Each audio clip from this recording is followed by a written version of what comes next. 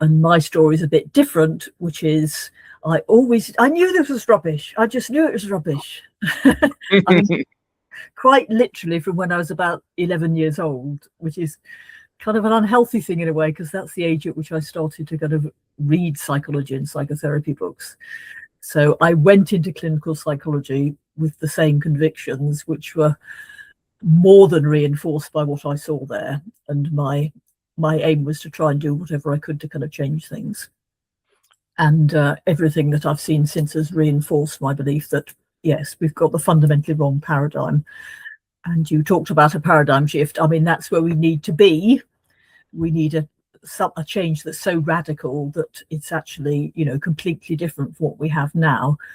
In the power threat meaning framework, which I'll describe in a minute, if you want it, we're not claiming to have produced a paradigm shift, but I guess what we would hope is that it's a few steps along the way to kind of pushing towards where we need to be and showing that there can be alternatives. So yes, that's kind of how I ended up here.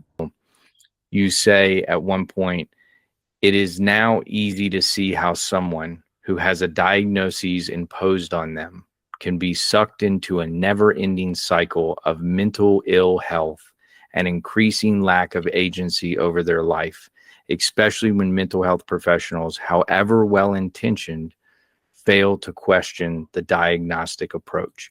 And I think this touches right upon you are almost ostracized or immediately met with this defensiveness if you say, I don't believe that there's this diagnosis, or there may be a descriptor of what experience you're having as a human being, but I think you are more than just that diagnostic criteria, and that only tells us a very little bit. It does nothing to tell us the holistic part of you as a human. But we have been comprehensively brainwashed by the diagnostic model, and that partly applies to people who come along to services in distress, but it also applies to professionals. And as you say, it's not about blaming individual professionals.